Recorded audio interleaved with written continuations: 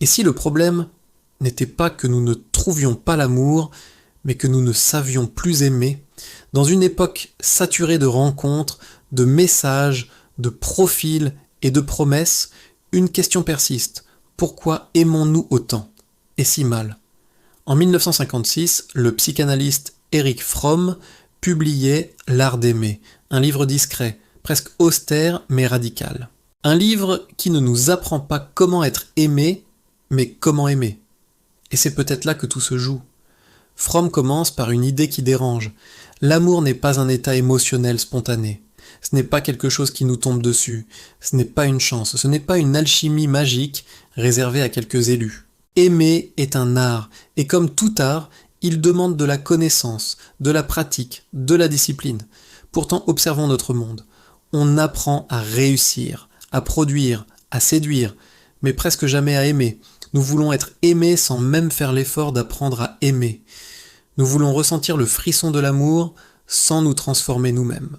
Pour Fromm, c'est là l'erreur fondamentale, la racine de nos déceptions. L'amour n'est pas un sentiment passif qu'on reçoit, c'est une faculté active qu'on développe. C'est un verbe, pas un nom. Il faut décider d'aimer, s'entraîner à aimer, et c'est un travail quotidien. On passe des années à maîtriser un instrument de musique ou un sport. Pourquoi l'amour, qui est au cœur de nos vies, devrait-il être différent? Mais alors pourquoi cet art est-il si vital pour nous? Fromm nous explique que c'est parce que l'être humain est un être fondamentalement séparé. Séparé de la nature, séparé des autres, et souvent séparé de lui-même. Cette séparation engendre une angoisse profonde, une peur viscérale d'être seul, inutile, invisible. Face à cette angoisse, nous cherchons désespérément des solutions. Nous nous jetons dans la fusion avec l'autre.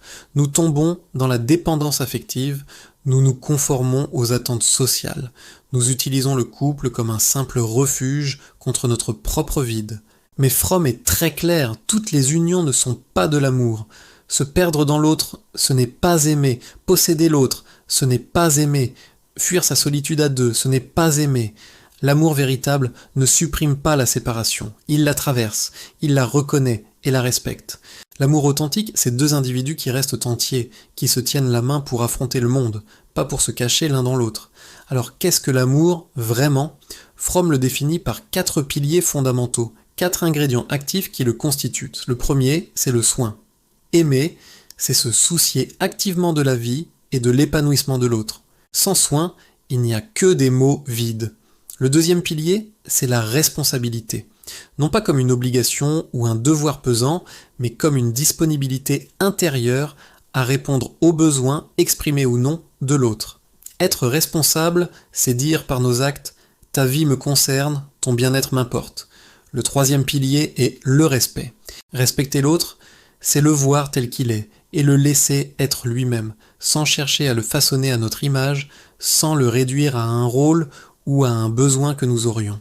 L'amour n'est jamais domination, il est admiration pour l'unicité de l'autre. Enfin, le quatrième pilier est la connaissance, pas la connaissance qui analyse, qui dissèque et qui juge, mais celle qui comprend en profondeur, avec empathie. On ne connaît vraiment l'autre qu'en l'aimant, et on ne peut aimer sans chercher continuellement à le connaître, à explorer son monde intérieur avec curiosité et bienveillance. Ces 4 piliers sont indissociables. Ils forment un tout. L'un ne va pas sans les autres. Fromm renverse aussi une idée très répandue et souvent mal comprise.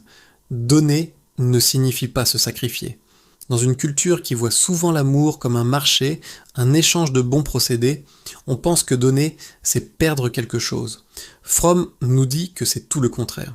Donner, c'est l'expression même de sa vitalité, de sa puissance. Celui qui aime véritablement donne de ce qu'il a en abondance.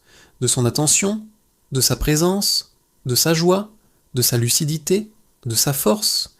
Il ne donne pas pour recevoir en retour, mais simplement parce qu'il déborde de vie, et que ce trop-plein se déverse naturellement vers l'autre.